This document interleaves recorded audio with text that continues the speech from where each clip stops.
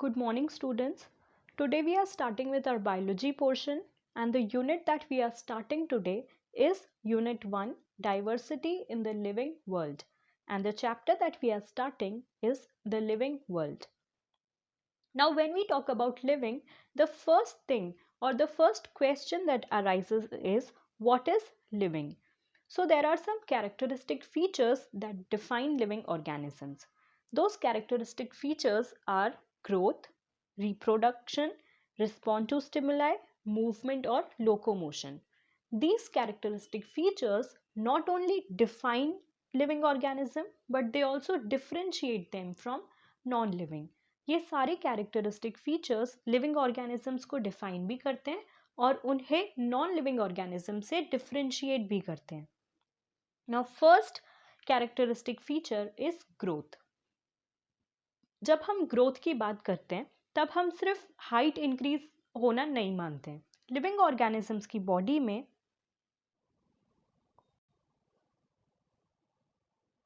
Growth sales के through होती है. जब सेल का साइज इंक्रीज होता है, मास इंक्रीज होता है या फिर नंबर इंक्रीज होता है क्योंकि सेल्स मल्टीप्लाई करते हैं, तो हम ये मानते हैं कि लिविंग ऑर्गेनिज्म की बॉडी में ग्रोथ हो रही है. तो ग्रोथ लिविंग ऑर्गेनिज्म का एक कैरेक्टरिस्टिक फीचर तो है, लेकिन ये एक डिफाइनिंग फीचर नहीं होता because growth non living organisms में भी विजिबल होती है. फॉर एग्जाम्पल माउंटेन्स में ग्रोथ होती है due to accumulation of substances. Accumulation मतलब इकट्ठा होना या जमा होना. जब सब्सटेंसेस जमा हो जाती है माउंटेन के ऊपर तब माउंटेन की हाइट हमको लगता है कि इंक्रीज हुई है. सो अगर उनमें हाइट इंक्रीज हो सकती है तो हम ये मानते हैं कि माउंटेन में ग्रोथ हुई है. सो ग्रोथ लिविंग ऑर्गेनिज्म का एक डिफाइनिंग फीचर नहीं होता बिकॉज ये लिविंग और नॉन लिविंग दोनों में दिखता है. Second is respond to stimuli. Respond to stimuli simply means awareness of surroundings or environment. Stimuli में हम किसी भी चीज़ को काउंट कर सकते हैं. फॉर एग्जाम्पल फायर, आइस और climate, temperature, humidity etcetera anything. जब किसी ऑर्गेनिज्म की बॉडी पर कोई स्टिमुलाई हिट करता है तब ऑर्गेनिजम्स की बॉडी रिस्पॉन्ड करती है. उससे हमें ये पता चलता है कि ऑर्गेनिज्म की बॉडी कॉन्शियस है क्योंकि वो रिस्पॉन्ड कर रही है. नॉन लिविंग ऑर्गेनिज्म पर कोई भी स्टिमुलाई हिट करे वो रिस्पॉन्ड नहीं करते. सो रिस्पॉन्स टू स्टिमुलाई या फिर कॉन्शियसनेस लिविंग ऑर्गेनिजम्स का एक डिफाइनिंग फीचर होता है बिकॉज ये सिर्फ लिविंग ऑर्गेनिज्म में ही होता है, नॉन लिविंग ऑर्गेनिज्म में नहीं होता. लिविंग ऑर्गेनिज्म में कॉन्शियसनेस का एक एक्सेप्शन भी होता है. अगर कोई इंसान कोमा में है तो हम ये मानते हैं कि वो किसी भी स्टिमुलाई पर रिस्पॉन्ड नहीं करता, लेकिन दिस इज रॉन्ग. जब किसी इंसान की बॉडी कोमा में होती है वो कॉन्शियस तो नहीं होती है लेकिन वो रिस्पॉन्ड करती है स्टिमुलाई पर. उस केस में स्टिमुलाई क्या हो जाते हैं? मेडिकेशंस, मशीन्स या फिर ट्रीटमेंट. ये सब उसका स्टिमुलाई होता है जिस पर बॉडी रिस्पॉन्ड करती है. सो बॉडी रिस्पॉन्स कर रही है मतलब बॉडी लिविंग ऑर्गेनिज्म की है. सो कॉन्शियसनेस और response to stimuli is a defining feature of living organisms. Next up is reproduction. All living organisms reproduce. सारे लिविंग ऑर्गेनिज्म का ये कैरेक्टरिस्टिक फीचर होता है कि वो रिप्रोडक्शन की प्रोसेस कर सकते हैं. रिप्रोडक्शन की प्रोसेस में मेनली 2 ऑर्गेनिजम्स रिस्पॉन्सिबल होते हैं, मेल और फीमेल. रिप्रोडक्शन की प्रोसेस के लिए हमारी बॉडी में रिप्रोडक्टिव ऑर्गन्स होते हैं जिसकी वजह से रिप्रोडक्शन की प्रोसेस कंप्लीट होती है. बट रिप्रोडक्शन के भी कुछ एक्सेप्शंस होते हैं. फॉर एग्जाम्पल म्यूल एक हाइब्रिड होता है. जब किसी हॉर्स या डोंकी के बीच में कोपुलेशन की प्रोसेस होती है, फर्टिलाइजेशन होता है और उनके ऑफस्प्रिंग्स प्रोड्यूस होते हैं तो उनको हम उन ऑफस्प्रिंग्स को म्यूल बोलते हैं. ये ऑफस्प्रिंग्स लिविंग तो होते हैं लेकिन इनमें रिप्रोडक्शन करने की कैपेसिटी नहीं होती, तो ये रिप्रोडक्शन करने के केपेबल नहीं होते लेकिन लिविंग तो हैं. तो रिप्रोडक्शन एक डिफाइनिंग फीचर नहीं हो सकता लिविंग ऑर्गेनिज्म का क्योंकि कुछ लिविंग ऑर्गेनिज्म म्यूल के अलावा ऐसे भी होते हैं जिनका रिप्रोडक्टिव ऑर्गन डैमेज होता है या फिर वो केपेबल नहीं होता रिप्रोडक्शन के। किसी ऑर्गेनिज्म में एग का फॉर्मेशन नहीं हुआ, किसी में फ्यूजन नहीं हुआ या जाइगोट का फॉर्मेशन नहीं हुआ, तो वो इनफर्टाइल ऑर्गेनिजम्स होते हैं। इनफर्टाइल ह्यूमंस भी हो सकते हैं और इनफर्टाइल एनिमल्स भी हो सकते हैं। Therefore, reproduction is not a defining property of living organisms because कुछ living organisms में reproduction की process नहीं होती। Next is metabolism. Metabolism की जो process है वो लिविंग ऑर्गेनिज्म का एक डिफाइनिंग प्रॉपर्टी होती है बिकॉज मेटाबॉलिज्म की प्रोसेस सिर्फ लिविंग सेल्स में होती है। नॉन लिविंग सेल्स में ऑर्गेनिक प्रोसेस हो सकती है, इनऑर्गेनिक रिएक्शंस हो सकते हैं, बट मेटाबॉलिक रिएक्शंस नहीं हो सकते। So metabolism is a defining property. इसी से रिलेटेड हमारी दूसरी कैरेक्टरिस्टिक फीचर है जो कि सेल्यूलर ऑर्गेनाइजेशन।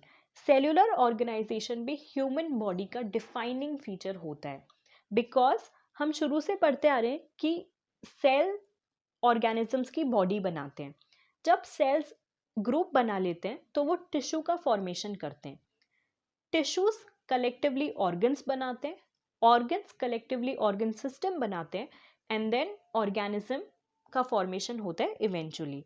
सो सेल्यूलर ऑर्गेनाइजेशन की ये जो कॉम्प्लेक्स प्रोसेस होती है ये सिर्फ लिविंग ऑर्गेनिज्म की बॉडी में ही होती है। नॉन लिविंग ऑर्गेनिजम्स की बॉडी में सेल फॉर्मेशन या सेल ऑर्गेनाइजेशन की प्रोसेस नहीं होती। So cellular organisation is also a defining feature of living organism. Okay, understood. So this was a brief summary of this chapter. Now let's begin with the chapter. What is living? When we try to define living, we conventionally look for distinctive characteristics exhibited by living organisms. Growth, reproduction, ability to sense environment and mount a suitable response comes to our mind immediately as unique features of living organisms. जब हम living organisms को define करने की कोशिश करते हैं तब हमारे दिमाग में कुछ कैरेक्टरिस्टिक फीचर्स आते हैं जैसे कि growth, reproduction, ability to sense environment और माउंट अ सूटेबल रिस्पॉन्स। इन सब के बारे में हम अभी पढ़ चुके हैं। इनके अलावा कुछ और प्रोसेसेस होती हैं जैसे कि metabolism, ability to self replicate and self organise. ये सब भी लिविंग ऑर्गेनिजम्स को डिफाइन करते हैं। अब यहाँ पर सेल्फ रेप्लिकेट है, यहाँ पर हम रिप्रोडक्शन की प्रोसेस की बात नहीं कर रहे हैं, हम सेल्फ रेप्लिकेट की बात कर रहे हैं। सेल्फ मतलब सिंगल ऑर्गेनिज्म, यूनिसेल्युलर ऑर्गेनिज्म। जब रिप्रोडक्शन की प्रोसेस होती है तो प्रोबेबली 2 ऑर्गेनिजम्स रिक्वायर्ड होते हैं, 1 मेल एंड 1 फीमेल। लेकिन जब हम रेप्लिकेशन की बात करते हैं तो एक सिंगल ऑर्गेनिज्म सफिशिएंट होता है रेप्लिकेट करने के। तो ये भी लिविंग ऑर्गेनिज्म का कैरेक्टरिस्टिक फीचर होता है। All living organisms grow. Increase in mass and increase in number of individuals are twin characteristics of growth. जब ग्रोथ की हम बात करते हैं तो हम सिर्फ हाइट काउंट नहीं करते, हम मास में कितना इंक्रीज हुआ है उसको भी काउंट करते हैं और सेल के नंबर कितना इंक्रीज हुआ है उसको भी काउंट करते हैं। बिकॉज सेल्स मल्टीप्लाई करते हैं तो कितना सेल ने मल्टीप्लाई किया है, कितने नए सेल बने हैं, उसको हम ग्रोथ में ही काउंट करते हैं। A multicellular organism grows by cell division. In plants, this growth by cell division occurs continuously throughout their lifespan. In animals, this growth is seen only up to a certain age. तो multi cellular organisms यानी कि plants और animals दोनों multi cellular हैं, दोनों की body में एक से ज़्यादा सेल प्रेजेंट है। जिन ऑर्गेनिजम्स की बॉडी में एक से ज़्यादा सेल प्रेजेंट होते हैं उनको मल्टी सेल्यूलर ऑर्गेनिजम्स बोलते हैं। जिन ऑर्गेनिज्म की बॉडी एक ही सेल से बनी होती है उनको यूनिसेल्यूलर ऑर्गेनिजम्स बोलते हैं। तो यहाँ पर जब हम मल्टी सेल्यूलर ऑर्गेनिज्म की बात कर रहे हैं तो इसमें हम प्लांट्स और एनिमल्स इंक्लूडिंग ह्यूमंस सबको इंक्लूड करेंगे बिकॉज सबकी बॉडी मल्टी सेल्यूलर है, एक से ज़्यादा सेल से बनी है। प्लांट्स में जब ग्रोथ की प्रोसेस होती है तो वो थ्रू आउट देयर लाइफ होती है। मतलब प्लांट्स में सेल डिवीजन से ग्रोथ होती है, सो वो उनकी पूरी लाइफ तक चलती है। लेकिन एनिमल्स में जब ग्रोथ होती है, सेल्स में जब ग्रोथ होती है, सेल डिवीजन की प्रोसेस की बात कर रहे हैं हम, तो सेल डिवीजन की प्रोसेस एनिमल्स में सिर्फ एक सर्टेन एज तक ही होती है। वो हमेशा के लिए सेल डिवीजन की प्रोसेस नहीं कर सकते। अगर फॉर एग्जाम्पल ह्यूमन बॉडी में कहीं पर चोट लग गई है और आपकी स्किन निकल गई है, वहां पर स्किन वापस से फॉर्म हो जाती है क्योंकि सेल डैमेज्ड सेल्स को रिप्लेस कर देते हैं। तो रिप्लेस करना अलग बात होती है, लेकिन सेल डिवीजन की प्रोसेस है वो अलग चीज़ है। तो सेल डिवीजन की प्रोसेस में डिफरेंस प्लांट्स और एनिमल्स में इतना ही होता है कि प्लांट्स में तो थ्रू आउट लाइफ हो सकता है, लेकिन एनिमल्स में एक सर्टेन एज तक ही ये प्रोसेस होती है। However, cell division occurs in certain tissues to replace lost cells. जहाँ पर भी सेल गायब हो गए, डैमेज हो गए या लॉस हो गए, वहाँ पर सेल डिवीजन की प्रोसेस हो सकती है। Unicellular organisms grow by cell division. One can easily observe this in vitro cultures by simply counting the number of cells under the microscope. Cell division की प्रोसेस जो होती है वो यूनिसेल्यूलर ऑर्गेनिज्म में होती है। अभी मैंने आपको बताया कि जिन ऑर्गेनिजम्स की बॉडी सिर्फ एक ही सेल से बनी होती है, उन ऑर्गेनिज्म को हम यूनिसेल्यूलर ऑर्गेनिज्म बोलते हैं। तो यूनिसेल्यूलर ऑर्गेनिज्म कैसे ग्रो करते हैं? सेल डिवीजन की प्रोसेस से वो ग्रो करते हैं। उनमें सेल डिवीजन की प्रोसेस होती है। ये हमने कैसे देखा? क्योंकि यूनिसेल्यूलर ऑर्गेनिजम्स इतने छोटे होते हैं कि उनको सिर्फ माइक्रोस्कोप की हेल्प से ही हम देख सकते हैं। तो इनमें जो सेल डिवीजन की प्रोसेस है वो भी हम माइक्रोस्कोप के अंडर ही देख सकते हैं। जब हम माइक्रो ऑर्गेनिजम्स का इन विट्रो फर्टिलाइजेशन लेबोरेटरीज में कराते हैं, तब हमको ये साफ दिखता है कि उनने सेल डिवीजन किया है। In vitro means artificial. Artificial cell division और आर्टिफिशियल फर्टिलाइजेशन जब उनमें होता है, तब ये पता चलता है कि सेल डिवीजन उनमें हुआ है। In majority of higher animals and plants, growth and reproductions are mutually exclusive events. Higher plants और animals में reproduction की process जो होती है उसमें दो individuals required होते हैं, probably male and one female. One must remember that increase in body mass is considered as growth. Non-living objects also grow if we take increase in body mass as a criterion for growth. हमने chapter के starting में ये पढ़ लिया कि living organism और non living organism दोनों में ग्रोथ होती है। नॉन लिविंग ऑर्गेनिज्म में सब्सटेंस के अक्यूमुलेशन से ग्रोथ होती है और लिविंग ऑर्गेनिज्म में growth is from the with in. Growth therefore cannot be taken as a defining property of living organism. क्योंकि ग्रोथ लिविंग और नॉन लिविंग दोनों में हो रही है, इसलिए हम ग्रोथ को लिविंग ऑर्गेनिज्म का डिफाइनिंग फीचर नहीं मान सकते। Next characteristic feature is reproduction. Reproduction likewise is a characteristic of living organism. In multicellular organisms, reproduction refers to the production of progeny, possessing features more or less similar to those of parents. Invariably and implicitly, we refer to sexual reproduction. अब reproduction की process हमको पता है कि इसमें दो individuals required होते हैं, probably one male and one female. दोनों में रिप्रोडक्टिव ऑर्गन्स होते हैं जो कि गैमेट्स प्रोड्यूस करते हैं। फीमेल रिप्रोडक्टिव ऑर्गन एग्स या फिर ओवम प्रोड्यूस करता है और male reproductive organ sperms produce करते हैं।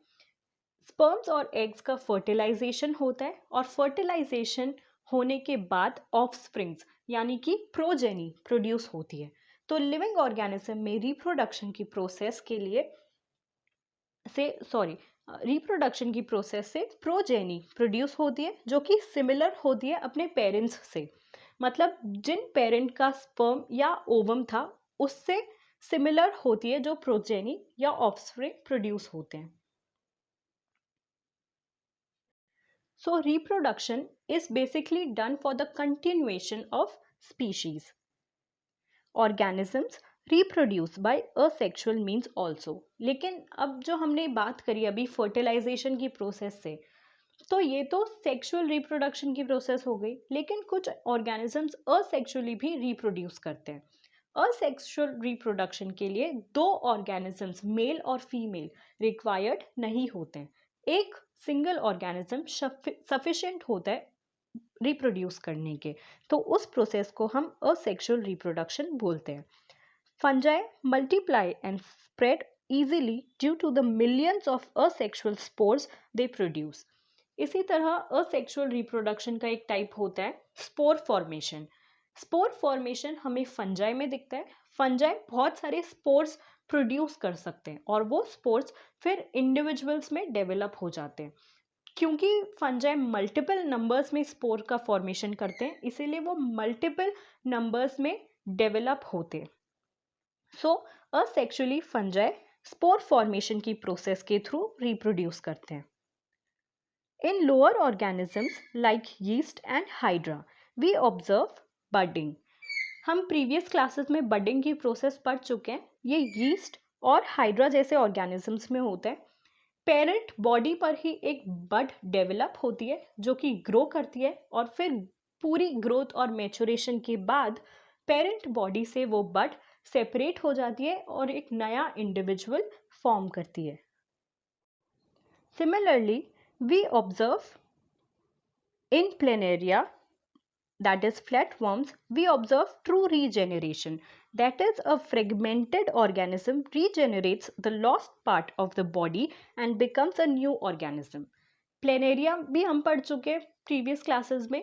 उनकी बॉडी फॉर एग्जाम्पल बीच में से क्रैक हो गई या फिर अलग हो गई, तो दोनों पार्ट्स डेवलप हो जाएंगे एक नए इंडिविजुअल में। तो एक सिंगल बॉडी से रीजेनरेशन के थ्रू नई बॉडीज डेवलप हुई हैं, नए इंडिविजुअल्स डेवलप हुए।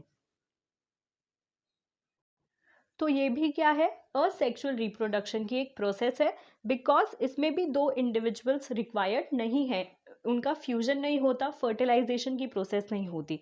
सिंपली एक बॉडी होती है जो कि डिवाइड हो जाती है, सेपरेट हो जाती है और अलग अलग इंडिविजुअल में रीजेनरेट कर लेती है अपने आप को और न्यू इंडिविजुअल्स की तरह सरवाइव करते हैं। Hence, we notice that in single-celled organisms, we are not very clear about the usage of these two terms, growth and reproduction.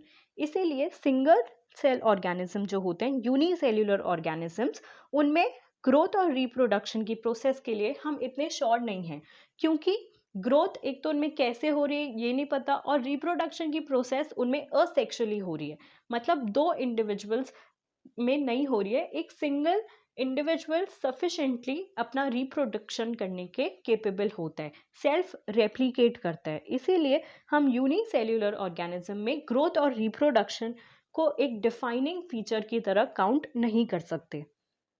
Hence, reproduction also cannot be an all-inclusive defining characteristic of living organism. Of course, no living organism object is capable of reproducing or replicating by itself. ये तो हमने living organism की बात करी, multi cellular और unicellular, लेकिन एक non living organism भी रिप्रोडक्शन के केपेबल नहीं होता, रिप्रोड्यूस नहीं कर सकता। इसीलिए रिप्रोडक्शन सिर्फ एक कैरेक्टरिस्टिक फीचर माना जाता है लिविंग ऑर्गेनिज्म का, not a defining feature. Okay, understood? Now in the next video, we will discuss rest of the characteristic features of living organisms.